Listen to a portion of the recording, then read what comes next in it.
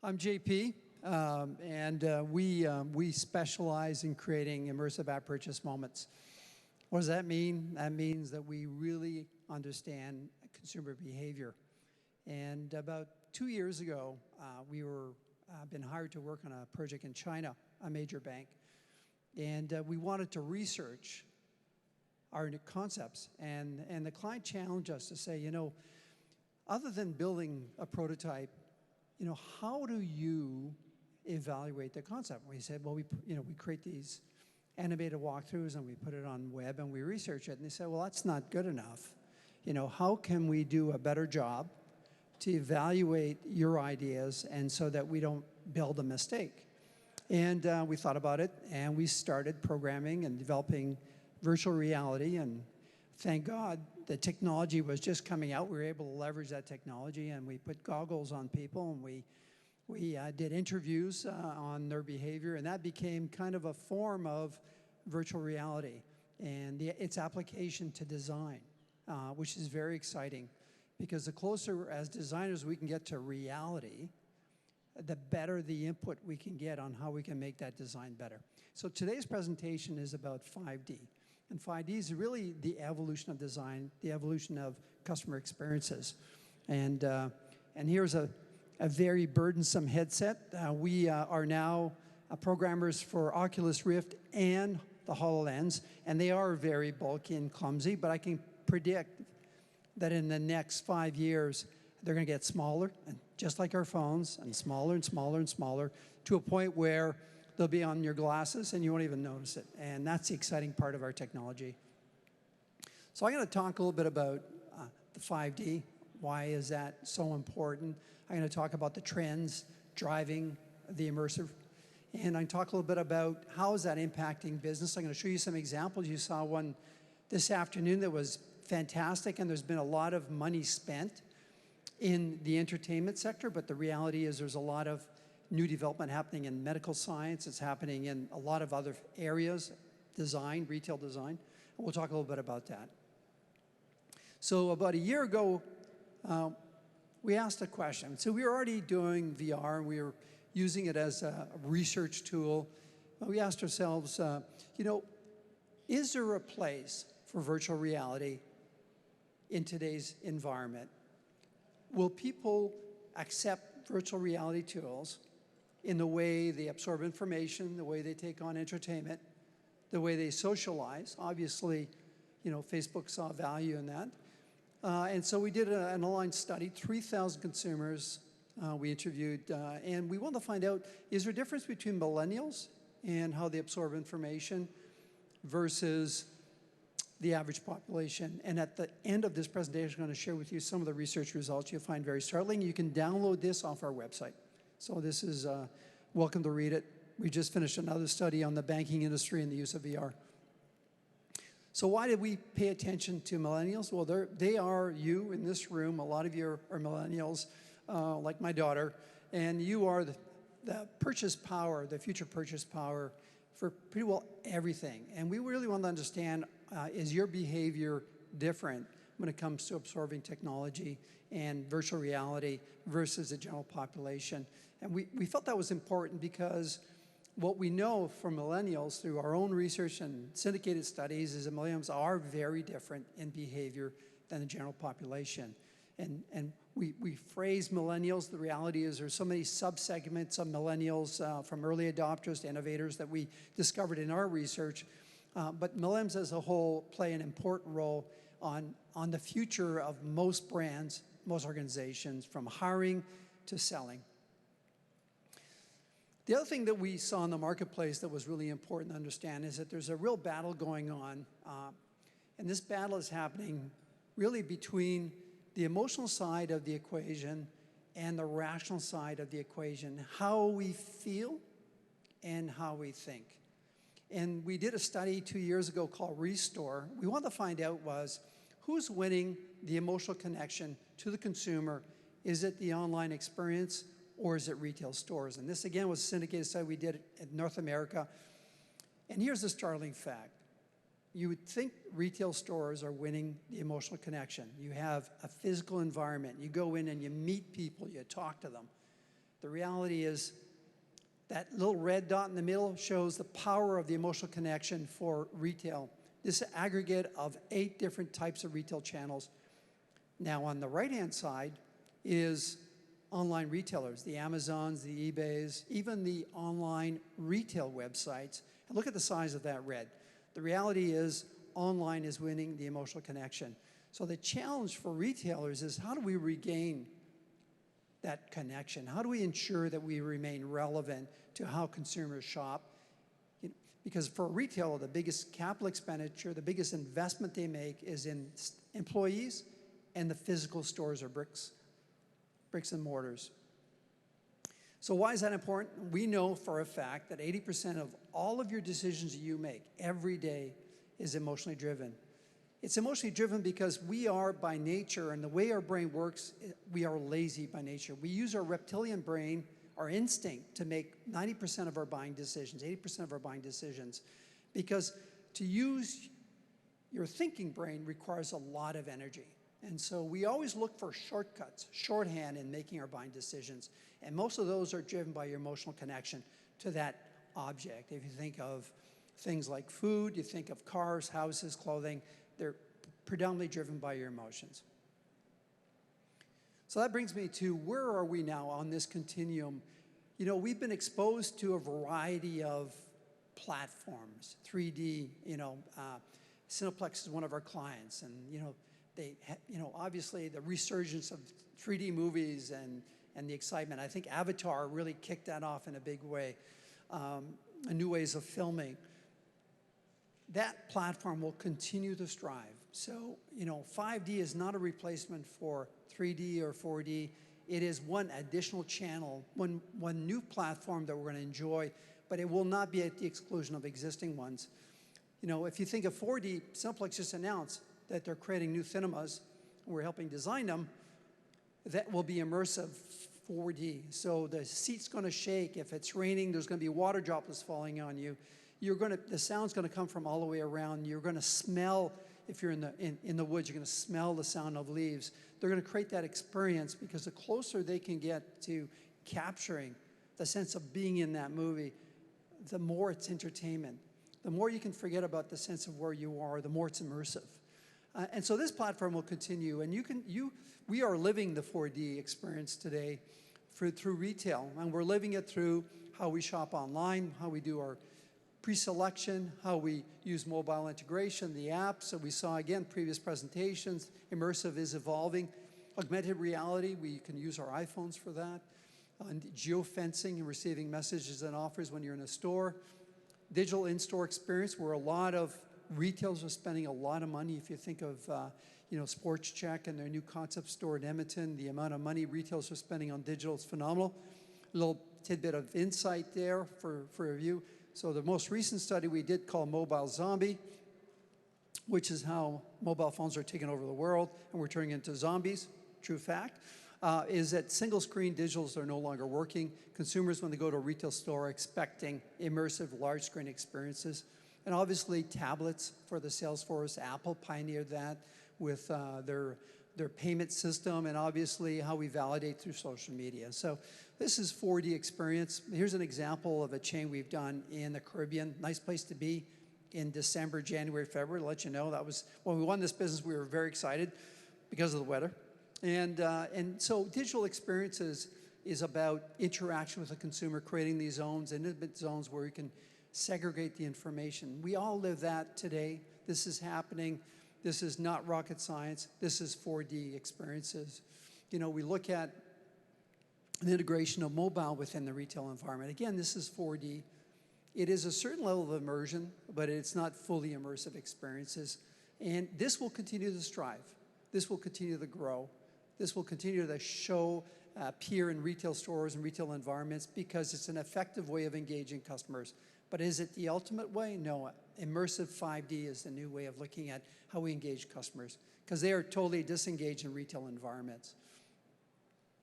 So 5D is about total sensory experience. It's about the fact that the customer really forgets where they are. They lose sight of place and time. So the key, what I'll call factor that identifies a truly immersive experience is that you lose sight of where you are in the real world and sense of time. How many of you have actually put a virtual reality goggles on and experienced a VR experience? Okay, wow, great group. For me, the insight was I didn't want to leave the experience. It was so amazing when we designed the stores and put the goggles on and walked around the store experience. We were in that space. We lost sense of the physical, the day that they can actually manage that your hand shows up in the VR glasses, you know, will be the day that this becomes fully immersive because we still use our hands to communicate and to navigate. But obviously immersion is all about this connection at a deep emotional level. Online shopping has become a major phenomenon. So here's an example of somebody's leveraged that. When it comes to grocery shopping, people still prefer the traditional supermarkets. This is Carrefour, with 220 outlets at present and adding 20 more this year alone. Each store handles over 10,000 customers every day. Tesco and Metro are just as big. Competing against these multinationals is a local e-commerce company called Yihaodian, an online grocery service. Yihaodian means number one store in English, and that's exactly what the founders want to be, the number one. To realize this dream, Yihaodian had to steal customers from the much bigger pie of brick and mortar shopping. So, on October the 15th, 2012, we opened 1,000 stores overnight in some of China's most strategic and iconic locations. And since we are an online grocery store, our supermarkets weren't made of brick and mortar, but of pixels and bytes. Measuring 40 by 40 meters each, they covered the equivalent of 1.6 million square meters of prime commercial real estate. We placed them conveniently on parking lots, business campuses, and near office buildings. In Beijing alone, there were 100 stores, even at Tiananmen Square and the Forbidden City. In fact, we even built one right under Carrefour's nose. Our location-based augmented reality app helps people locate the nearest store. They can enter it like a regular supermarket, walk through the aisles, and choose from over 1,000 products. When they check out, purchases in their virtual basket are delivered straight to their home. Time-starved consumers liked this combination of traditional retailing experience and e-commerce. After all, there are no long lines at checkout and no trolleys with wonky wheels. News of our 1,000 store launch spread through PR, video and word of mouth, and Yihaodian was thrilled by a staggering 17% increase in revenue over a 3-month period. So now when it comes to sales per square foot, we can truly say that we are Yihaodian. So amazing. You think about disruptive power of technology. Now, obviously these individuals have validated my mobile zombie. You know, you can imagine these people walking on the street with their phones doing this, you know, walking into trees and houses and stuff. With, you know, obviously HoloLens and the evolution of that technology where you'll be wearing that, where you'd be wearing the same as a set of sunglasses, you can see that you could create an entire retail network overnight. So if I was, you know, a supermarket chain, I'd be concerned about what impact this could have to my business. Obviously, China is way more developed in the use of technology and the way they shop, but obviously this is technology that can disrupt. So here's just one example. Here's a thought for you to think about. Largely, they exist as separate mediums. Virtual reality is interesting because it's potentially the final platform. It is the only medium that can exist for its own virtual reality content and also simulate all of these other mediums. Because once you can simulate anything you can imagine, anything you can experience in the real world, even conceptually, there's not really anywhere to go after that. Ultimate goal is to make virtual reality as real as possible. Because once you can do that, there's not really any need to perfect anything else.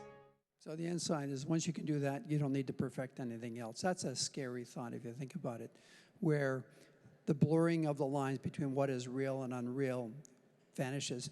Can you imagine now this technology 10 years from now, if we look at the evolution of the mobile phone and look at that evolution, and then you put that on steroids, which is what technology has done in the last 5 years. Can you imagine where that technology is going to be 5 years from now and 10 years from now? It's going to dramatically change the way we behave, the way we learn, which is one of the VR platform's biggest growth area, is actually in education, right? If I were a professor now, I'd be a little nervous because that classroom could be global. Video conferencing now is cumbersome. You put HoloLens glasses on, and that person's sitting in that chair right across, and they are as real as you are in this room. So think about that. So looking at the platform, you saw a slide. So it's a $120 billion and growing. Google Magic, Microsoft HoloLens, which we don't have to figure out how much they've invested. Obviously, Facebook bought Oculus Rift. So this is serious business. People are putting serious money. You're going to see serious development happening in the marketplace. And why is immersive so important? Because it meets these factors. It allows participants intuitive control. You know, they don't need to read a book on how to navigate a space. They use their body and their current behavior. You know, when we learned to buy online, when we learned to browse a website, we had to actually learn a new behavior. Well, this technology, you don't have to learn a new behavior. You're using your existing behavior. It's highly emotional. You're immersed in that space. You know, if you're watching, and you'll see some examples, if you're playing a game, you're in the game. And, you know, I think you're going to have warnings about if you have a weak heart, don't watch this VR because you may have a heart attack. Provides a hell of a storytelling. You heard the previous presenters talk about storytelling. The future of branding, the future of design is about storytelling. You know, if you don't have somebody on your staff writing stories, you know, you better be looking for that, because that is the future of branding, is creating those stories, those emotional connections with their customers. And obviously, it is going to become and continue to be stunningly real. Every iteration gets better and better and better, and finally, technology will become invisible. So let's just quickly talk about the immersive platform. So there's the physical. There's exercise clubs now that have Tron-like exercise rooms where when you're bicycling, you're actually bicycling in an environment like Tron through a maze, and it makes the time, again, break that perception of where you are and the time you're spending. Think of fitness as one of those pain things where you're looking at your watch, well, I got another 10 minutes on the treadmill. This eliminates the sense of time, and it creates a sense of place. Obviously, augmented reality, we can now design spaces and manipulate those spaces in real world. So think of architecture, being able to plan. Clients' biggest issue is not being able to understand spatial relationships. That will be gone. And obviously virtual, which is the ability of creating new worlds. So here's an example. Is perfectly matched that virtual world on top of a physical world. So when you walk in, you see a wall, you can reach out, touch objects that you can interact with inside of the void. We have a lot of different effects that we use as well to make it seem more real. So if you're on a cliff somewhere, you're going to feel the wind. If you're near a fire, you'll feel the heat. We do a lot to try and make the experience as realistic as possible. So would you want to play that game? To me, this is real entertainment where you're actually in the game. You control the outcome, right? You're playing, your decision, your moves, where you go, how you go will impact the outcome of that game, you know. And you'll see the merging of virtual reality and gamification in everything we do, you know. And you'll see that later in my study, that gaming is a very important platform for how people will start using this technology to learn, to absorb information, and to shop. So in our study, we looked at millennials, lots of stats here. They're there as an anchor. I call it triangulation of truth. If you get facts from 3 different sources and they're all accurate, it says that the fact that you're sharing with the audience is true. The most important thing I want you to look down is leading edge. You know, we put the innovation curve and we asked them to evaluate themselves against the innovation curve. And what's interesting is 23% are innovators and 17% are early adopters, millennials. That means that this generation, much different than the previous generations, are looking for something new. They're looking to have new experiences. You know, they're looking to want to share those experiences with other people. So the opportunity of sharing that. Why did Facebook buy Oculus Rift? 64% of millennials want to share that experience. Obviously, you want to do that. They want to control the outcome. They want to be able to be in control. They want to know and manage that ending of that movie. They want to drive loyalty. This experience drives loyalty. They said that if I have a better experience, it'd be virtual or real, my preference towards that brand loyalty is much higher. They said they wanted something that, irrespective of how they got the information, they wanted it to be entertaining. They also said that it wanted to be memorable, something that they would remember and can share with their friends. They also said that they wanted a sense of discovery, that they are looking for a sense of discovery. No matter what category we do work in, if it's a supermarket chains or it's a drugstore or a high-end fashion store, sense of discovery for millennials is critical. And obviously technology provides that great sense of discovery. And obviously 31% want interactive control. So we asked them, where does virtual reality fit? You know, if we had VR, augmented reality, where would you see the application of that technology? Where do you see the value of using that technology? And what we discovered is home decorating was their first choice. Home decorating, well, if you think about it, it's one of the largest investments you're going to make. It's also the most complicated one.